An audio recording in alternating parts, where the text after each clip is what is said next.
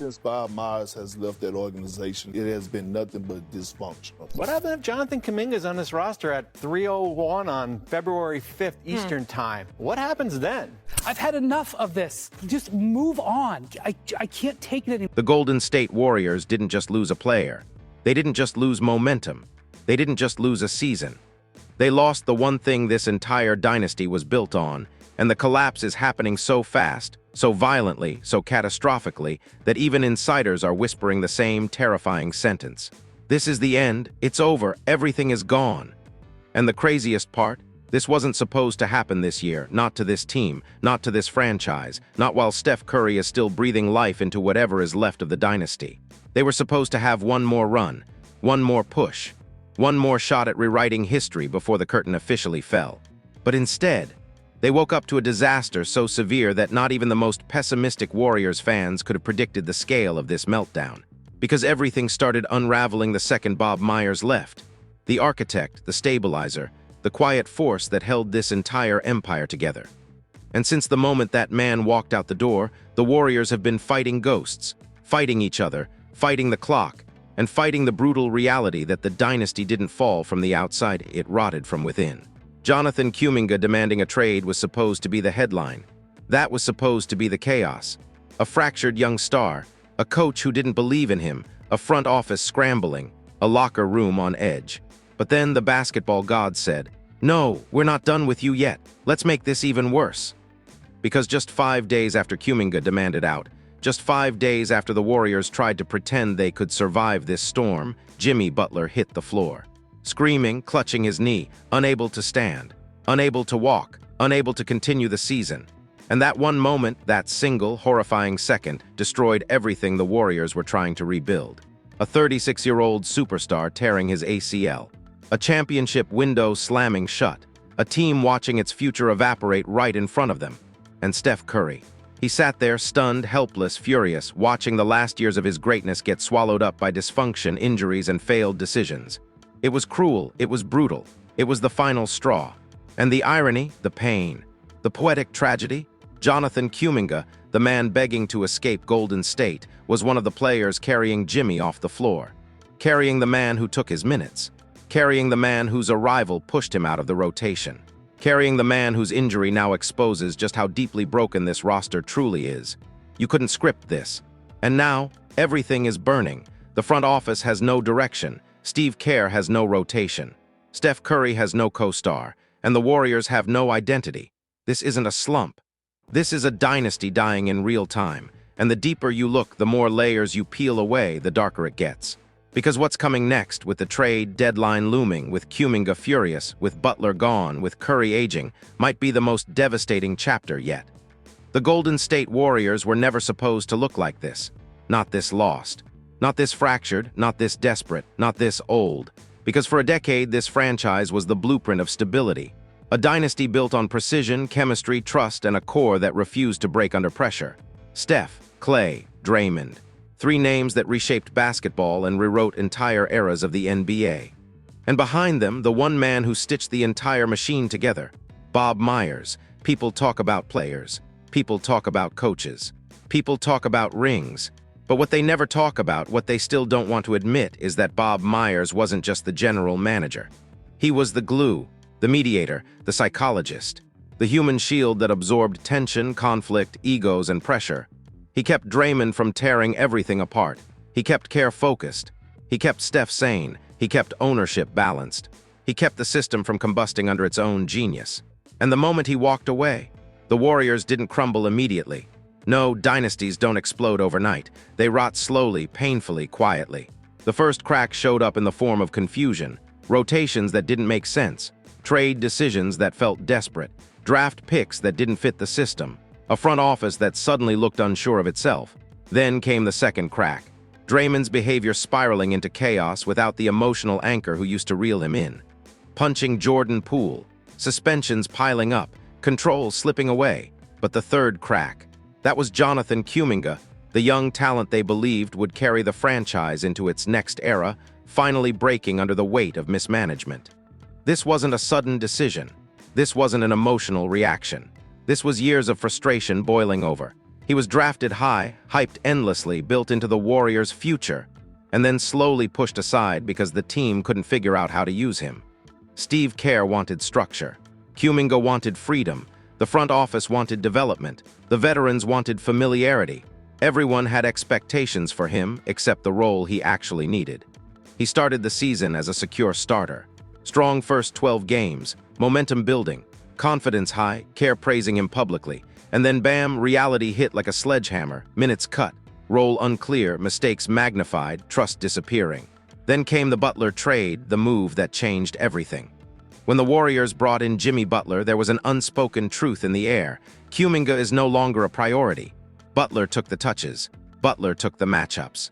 Butler took the defensive responsibilities. Butler became the second star behind Steph. And Kuminga, he became the odd man out. Minutes disappeared, rotation evaporated, confidence shattered. And by late December, his jersey wasn't even sweaty at the end of games because he didn't touch the court. No explanations, no adjustments, no accountability from the coaching staff, just silence. Players around the league noticed. Executives noticed. Fans noticed. But the Warriors pretended everything was fine until Kuminga couldn't pretend with them anymore. January 15th, the exact day he became trade-eligible, he walked into the Warriors' facility and formally asked out. That wasn't timing. That wasn't coincidence. That was a player who had been waiting months for the first legal second he could escape. And the Warriors' response? Confusion, denial, panic disguised as professionalism. But even that wasn't the disaster. The real disaster hit 5 days later when Jimmy Butler, the star they bet their future on, landed wrong and tore his ACL. It wasn't just an injury. It was a detonator. Butler collapsed. The Chase Center went silent. Kerr froze. Teammates surrounded him, and the entire building felt the dynasty crack down the middle. A 36-year-old with multiple previous knee injuries, gone for the season. Possibly most of next season. Possibly never the same again. The Warriors didn't just lose a player. They lost the identity they were trying to create. But the most ironic, the most emotionally twisted, the most cinematic moment of the night was Jonathan Kuminga helping carry Jimmy Butler off the floor. The same player Steve Kerr benched. The same player the front office mismanaged. The same player ignored by the rotation. The same player who demanded a trade days earlier. This wasn't a storyline. This was poetry, painful, cruel. Perfectly timed by the basketball gods who clearly had no intention of letting the Warriors escape their karma. Suddenly, the franchise needed Kuminga again. Suddenly, the rotation needed him. Suddenly, the coaching staff remembered he existed. And what did Kerr do? He kept him on the bench. For the entire game, even with Butler gone, even with the roster desperate for size and athleticism, even with the season slipping away. Kuminga sat there in street clothes, watching the team that refused to believe in him pretend everything was fine. This wasn't just mismanagement. This was disrespect. This was dysfunction. This was ego. This was a franchise that forgot how to operate when Bob Myers left the building. And in the background, Steph Curry, 38 years old, watching the final years of his career being wasted by chaos, mistrust, and broken leadership. The Warriors weren't just slipping. They were free-falling. Now the trade deadline is closing in like a guillotine. Kuminga wants out, but the Warriors suddenly need him. They want DeRozan. They want veterans. They're scared of committing money. They want one more run. They also want to rebuild. They also want Curry to be happy. They also want the dynasty to live forever. You can't do all of that. You can't have it both ways. You can't rebuild and contend at the same time. You can't bench your young star for months and beg him to save you when disaster strikes. You can't lose Bob Myers and expect the universe to keep protecting you. And right now, the universe is done protecting Golden State.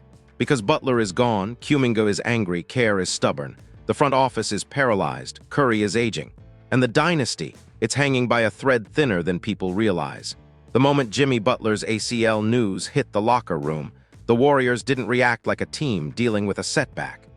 They reacted like a team that had just heard the doors on their championship window slam shut from the inside.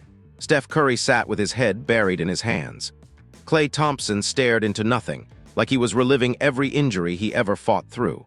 Draymond paced back and forth, mumbling things under his breath that no one wanted to interpret. And Steve Kerr, he looked numb, completely numb, like a man who knew that the one plan he was clinging to, the plan that was supposed to save this franchise, had just been ripped out of his hands. But the first real shock wasn't inside the locker room. It came from upstairs. Because the front office, led by Mike Dunleavy Jr., the man who inherited Bob Myers' empire, immediately went into DEFCON mode behind the scenes.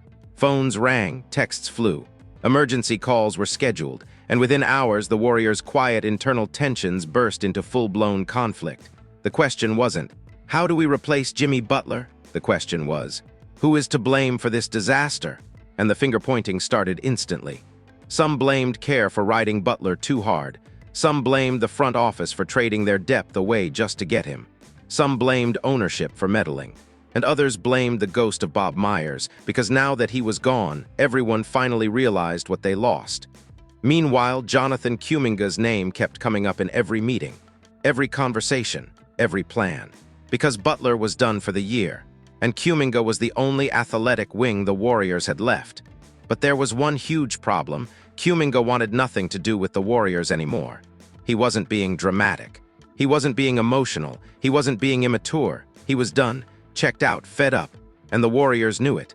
That's why the second Butler went down, calls started coming in from teams who smelled blood in the water. Teams asking if Kuminga was officially available. Teams ready to offer picks, prospects, future assets, but the Warriors refused. They said they couldn't trade him now, that his value was too important, that they needed him back in the rotation, that the relationship could be repaired. With WHO? By what?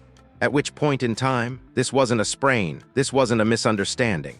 This was months of disrespect, months of benching, months of confusing rotations, months of feeling like the Warriors drafted him without ever actually wanting him. And now suddenly they needed him. Now suddenly they remembered he existed. Now suddenly Steve Kerr wanted to praise his development. Too late, the organization knew it. Kuminga knew it. Steph Curry especially knew it. Because behind the scenes, the first twist hit the locker room like a concussion. Kuminga and Steve Kerr got into a private argument that insiders said became heated and emotional. This wasn't a normal disagreement.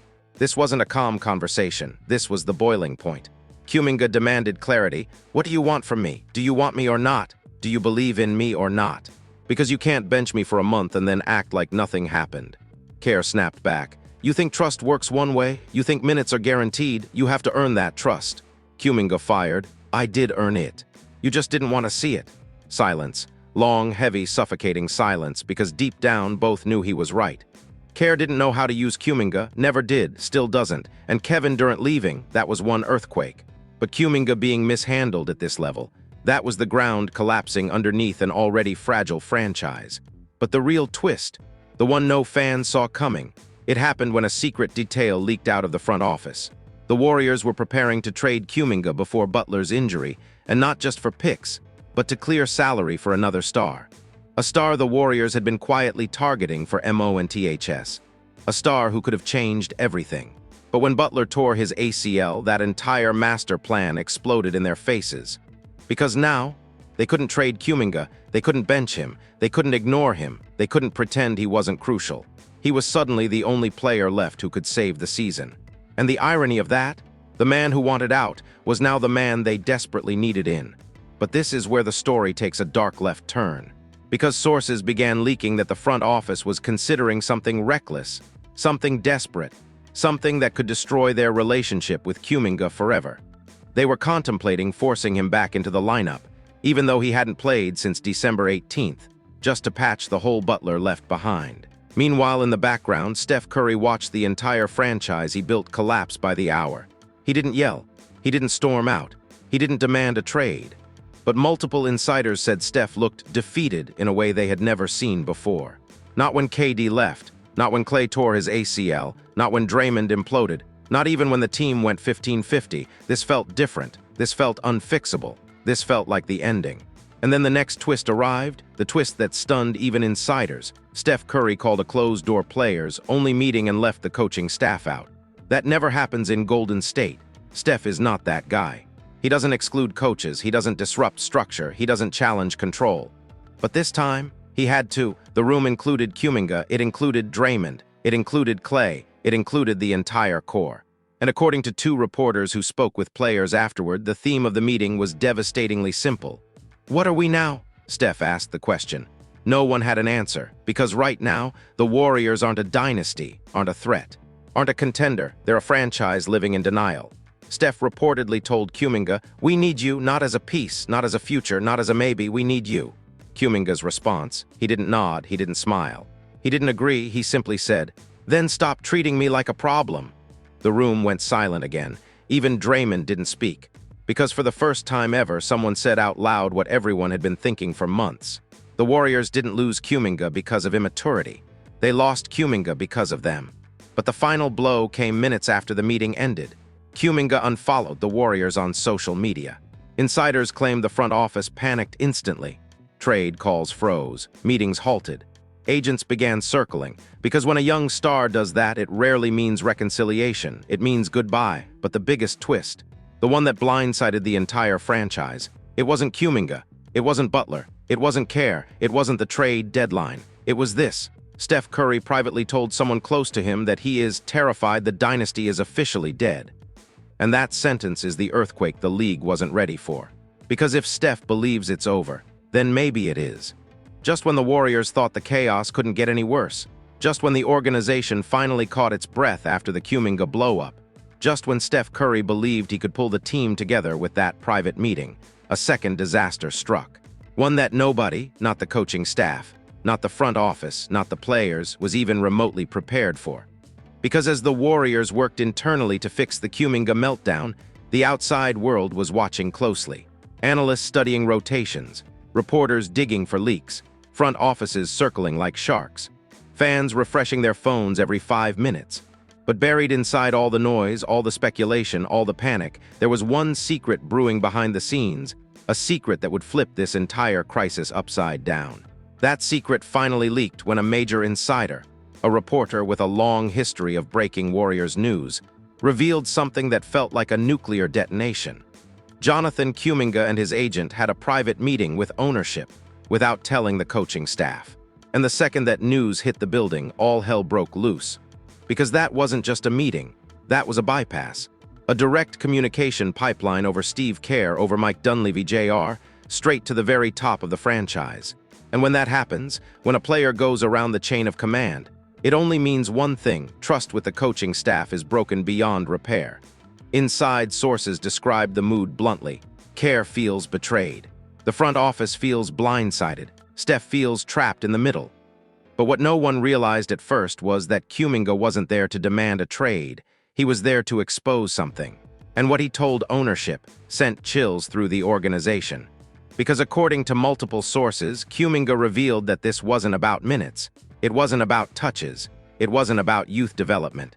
He said that he felt targeted. He said the treatment wasn't accidental, but systematic. He said decisions were being made internally to undermine his confidence and suppress his value. And then he dropped the bomb that changed everything. "I wasn't benched for performance, I was benched for politics." Ownership demanded clarification. Kuminga provided it. Names, meetings, moments. Decisions that he said weren't about basketball at all. He pointed to a pattern, one that started long before Jimmy Butler arrived and long before he demanded a trade. And the most painful part, some of the players agreed with him. Suddenly, the storyline changed. This wasn't a young player who didn't fit. This wasn't a coach who didn't trust him. This wasn't a developmental issue. This was a fracture of philosophy between the old dynasty mindset and the new generation of players. The Warriors' identity, the one built on sacrifice, ball movement, team-first culture, was now clashing violently with individual growth, modern schemes, and the league-wide shift toward athletic wings dominating the court. And Kuminga wasn't wrong, because while he sat on the bench, the league evolved. Superstars got younger. The NBA got faster. Teams began prioritizing length, speed, switchability. And the Warriors, they were still relying on the same formula that worked when the league was different. Kuminga wasn't an outlier. He was the future the Warriors didn't know how to use. And this is where the second twist hit, the twist no one saw coming. Steph Curry privately sided with Kuminga, not publicly, not dramatically, not explosively. But internally, players close to the situation revealed that Steph told multiple teammates, "Kuminga deserves better." That sentence spread like wildfire, because Steph Curry never says things like that. He never questions Kerr. He never challenges the system. He never disrupts harmony. Steph is the calm in the chaos, the glue in the cracks, the bridge between eras. So when he, the face of the franchise, expressed sympathy for Kuminga, that wasn't just a comment. That was a fracture forming inside the core of the dynasty. And as if things weren't already fragile, the front office got hit with the most terrifying call of all. A rival GM reached out and said, "If Kuminga really wants out, we're ready to offer 3 first-round picks and a starter." 3 first-round picks. That's superstar-level capital. That's franchise-changing value. And that's when the Warriors realized something horrifying. They were no longer in control of Jonathan Kuminga's future. The league WAS. Other teams were smelling opportunity. They saw dysfunction. They saw desperation. They saw an angry young star rotting on the bench. They saw a dynasty collapsing in slow motion, and they wanted a piece of the fire sale. But the most devastating blow wasn't from outside teams. It was from inside the culture. Because a leaked recording, taken from a team-adjacent source, captured a Warriors staffer saying, "Kuminga doesn't fit our system. Never did." This was a Bob Myers dream that Kerr didn't agree with. When that quote hit social media, it exploded. Fans went ballistic. "Why draft him then? You ruined his development." Kerr never wanted him. That explains everything. So the Warriors sabotaged their own lottery pick. No wonder he wants out. The organization had to scramble. Damage control meetings, phone calls, PR planning, but the damage was already done. Because the truth was out, Kuminga wasn't mismanaged. He was misplaced. Drafted for one vision, developed under another. Sidelined because of a third. And now, with Butler gone, with Curry aging, with the roster collapsing, the Warriors were left facing a brutal reality. Jonathan Kuminga was the only player worth building around, and the only player actively trying to leave. But the most chilling moment, the twist that no one expected. The anonymous source who leaked the quote also added one final sentence. "And if you think this roster is divided now, wait until the Klay Thompson situation blows up." The Klay Thompson situation, fans froze. Insiders froze, the team froze, because that meant something else was coming, something bigger, something connected to the core, something that threatened to tear apart whatever was left of the dynasty. Because apparently, Klay is hiding something. Something that the franchise has refused to make public. Something that could turn this crisis into a full-scale implosion. And the Warriors know it. The moment the Kuminga ownership leak hit social media, the NBA world didn't just react, it erupted. Twitter transformed into a war zone. Reddit turned into a detective agency. ESPN went from casual reporting to full emergency coverage. Fans weren't arguing about lineups anymore. They were debating whether the dynasty had already died without anyone admitting it. And the reactions came fast. The first viral tweet came from a respected NBA insider. "This is the most unstable the Warriors have looked in 12 years. 12 years. That's before the dynasty, before the rings. Before the strength in numbers mythology, before the league feared Golden State like a religious experience." Fans felt that. Retweets flooded. Quotes exploded. People wrote essays in reply threads. Then came the second punch, a tweet from a former Warriors assistant. "Bob Myers hit a lot more dysfunction than people realize." That one hit like a nuclear blast. Because if the front office architect had been patching holes for years, how many cracks were really hiding behind that dynasty? People immediately started posting receipts, screenshots of Kerr's rotations, clips of Draymond losing control, old pressers where Myers looked exhausted, interviews where players said things that only now made sense. Fans wrote, "This explains everything. We were living in a fairy tale." Myers was the babysitter for a broken family. The moment he left, the truth came out. NBA analysts jumped into the chaos too. One prominent commentator said, "This isn't a team dealing with adversity. This is a team dealing with consequences." Another posted, "Warriors culture died the moment Myers walked out of the building. What you're seeing now is the corpse twitching." The tone wasn't critical anymore. It was funeral-level bleak. But the Kuminga situation, that became the centerpiece of every talk show in America. Stephen A. Smith went on air screaming, "How in the hell do you draft a young star and then bench him for a month while your team is falling apart? How?" Shannon Sharp, "This ain't coaching, this is ego, this is comfort, this is Kerr refusing to evolve." Skip Bayless, "Steph Curry is being held hostage by an organization that refuses to grow." JJ Redick, "Kuminga is a top-15 young athlete in the NBA. Golden State treated him like a disposable part." Draymond Green, yes Draymond, went live on Instagram and said, "JK should have been playing, he knows it, we know it, everybody knows it." That clip alone hit 6 million views overnight, but things got even crazier when a reporter leaked this. Players were upset that Kuminga met with ownership without them knowing. Fans lost their minds. What is this, high school? The locker room has turned into separate camps. Steph is stuck babysitting grown men. Klay's ego is boiling.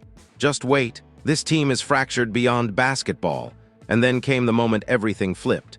ESPN reported this. Kuminga is hurt by Kerr but felt supported by Steph Curry. That quote hit the timeline like a lightning bolt. Because if Steph is now the emotional anchor for younger players, that means the Warriors have two leadership groups. Steph plus the next generation versus Kerr plus the old dynasty core. The idea of a civil war forming inside one of the NBA's greatest dynasties sent fans into an absolute meltdown. Some sided with Kuminga. Kerr is stuck in 2015. Kuminga is the future. Kerr refuses to see it. They're wasting talent to protect a system that no longer works. This is how dynasties die, others defended Kerr. JK doesn't understand the Warriors' culture. You have to earn minutes. Kerr isn't perfect, but he built a dynasty. But the loudest reactions, the darkest ones, those came from fans who saw the bigger picture. This isn't about Kuminga. This is about a franchise too scared to admit the dynasty is over. Because the more people dug into the details, the more obvious it became that Golden State wasn't failing because of injuries. They were failing because of denial. ESPN, Bleacher Report, The Athletic, TNT, everyone started running with the same theme. The Warriors cannot move forward until they let go of who they used to be. The public narrative shifted overnight. This wasn't a crisis. This wasn't a slump. This wasn't a bad season. This was a dynasty in free fall, and then the Klay Thompson discourse exploded. A reporter tweeted, "Klay is not happy behind the scenes. Things are not okay there." Fans went nuclear. Klay is hiding something? This is about to get ugly. Kerr can't control the locker room anymore. Klay is the next domino to fall. If Klay snaps, this whole team is done. Within HOURS, multiple insiders began confirming that yes, Klay has been harboring frustration about his role, his minutes, his contract, and the fact that the franchise began prioritizing Butler over him.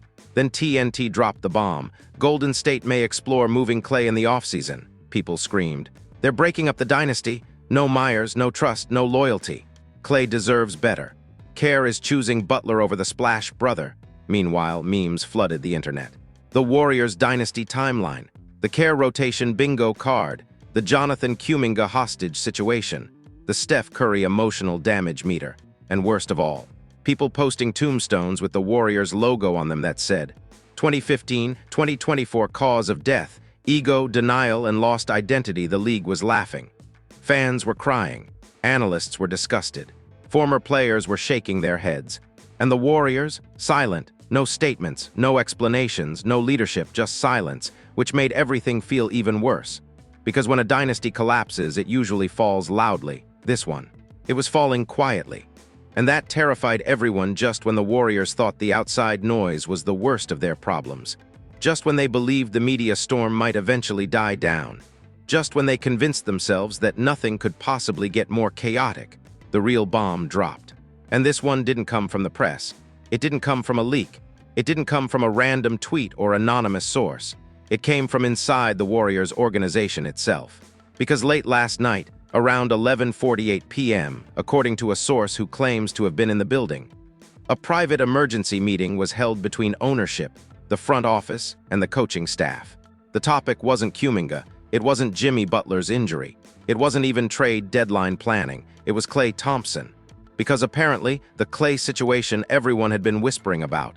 It's far, far worse than anybody expected. According to multiple insiders, Klay has been harboring resentment for MO and THS. Not days, not weeks, months. And in that private meeting, the Warriors were forced to confront something they desperately avoided acknowledging. Klay Thompson may not want to finish his career in Golden State. Not after everything that's happened. Not after losing his role. Not after losing minutes. Not after feeling overlooked during negotiations. Not after watching the franchise prioritize Butler, a player who wasn't even here during the dynasty's peak. And apparently, Klay didn't just express frustration. He delivered an ultimatum, a chilling one, according to one source. Klay said he will not accept a reduced role again next season. If they want him back, he wants starter minutes, a guaranteed role, and respect. But that wasn't the real shocker. The real shocker was what came next. Because after he laid out his demands, after he expressed his frustration, after he explained the emotional toll this season has taken on him, Klay said something that made the entire room go silent. I don't know if I trust this organization anymore." That sentence hit ownership like a brick. Because Klay Thompson, the most loyal, the most easygoing, the most team-first warrior of the dynasty, the man who fought through 2 catastrophic injuries, the man who never complained, the man who built an identity alongside Steph, was now questioning the franchise's integrity. And then the real twist came. Klay revealed that he has been approached quietly, respectfully, privately, by 2 different teams expressing interest in making him the focal point of their offense. A star again, a priority again, not a role player, not a bench piece, not a declining veteran, an anchor. The 2 teams weren't named in the meeting, but an insider leaked a horrifying detail. Both teams are Western Conference rivals. This isn't just a Klay story anymore. This is a potential betrayal of the dynasty's core, because if Klay leaves, if he walks out the door, if the Splash Brothers break apart, everything ends. But here's where the twist gets even darker. Right after this meeting, someone close to the situation leaked one more quote, a quote that sent shockwaves through NBA circles. Klay isn't the only core player considering life after Golden State. That means another name, someone from the inner circle, someone tied to the heart of the dynasty, might also be preparing to walk away. Fans immediately pointed to Draymond. Others said Steph. A few even mentioned Kerr. Nobody knew, nobody could confirm, but the fear was real, because this wasn't just a franchise dealing with trade rumors. This wasn't just an aging team struggling to adapt. This was the Warriors' identity disintegrating in real time. But the worst part?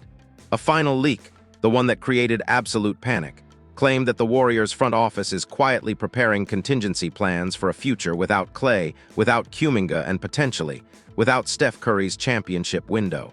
And that suggests one terrifying possibility. The Warriors might be forced into a full rebuild much sooner than anyone expected. The dynasty isn't just cracking, it isn't just shaking, it isn't just fading. It is teetering on the edge of total implosion. Fans can feel it, players can feel it, analysts can feel it, ownership can feel it. Steph Curry is watching his legacy get dragged into a tornado he didn't create. Klay Thompson is battling feelings he never asked for. Jonathan Kuminga is trying to escape a team that doesn't know how to use him. Jimmy Butler is injured and unable to help. Steve Kerr is losing the locker room. And the front office is holding everything together with duct tape and denial. This isn't the ending anyone wanted, but it might be the ending everyone feared. And if the leaks are true, if Klay really is questioning his future, if another core player is quietly preparing to walk, if the Warriors fail to fix this before the deadline, then one brutal reality becomes impossible to ignore. The Golden State Warriors didn't lose everything because of injuries. They lost everything because the dynasty couldn't survive itself. So now the question becomes, what happens next? Because this isn't just another Warriors loss. This isn't just another injury. This isn't just another bad stretch in the regular season. This, right here, is the moment a dynasty either reshapes itself or shatters into pieces. And you, yes, you watching this, need to tell the world where you stand. Do you think the Warriors should rebuild from scratch? Should they force Klay to stay? Should they grant his demands? Should they finally trade Jonathan Kuminga before he walks for nothing? Should they make one last desperate move to save Steph Curry's window? Or is this whole dynasty simply done, finished, collapsed under the weight of time, tension, and terrible timing? Because make no mistake, the next 2 weeks will decide the future of Golden State for the next 10 years. If they get this wrong, we're talking about a franchise that could go from champions to chaos to forgotten. Just like that. And now I want to hear from you. Is Klay Thompson being disrespected? Did the Warriors ruin Kuminga? Has the front office completely lost control? And the biggest question of all, is Steph Curry about to watch everything he built fall apart right in front of him? Drop your thoughts in the comments right now. I'm reading everything. And listen, if you think this story was wild, if you think the Butler injury was the shocker, if you think the Klay twist was the final blow, oh no, not even close. Because the next chapter, the chapter that's already developing behind the scenes, is even darker, even messier, and even more explosive. The kind of twist that turns the NBA upside down. So smash that like button, subscribe, and turn on notifications. Because when the next leak drops, when the next insider spills, when the next fracture inside the Warriors' locker room goes public, I'll be right here breaking it all down the second it happens. Stay locked in.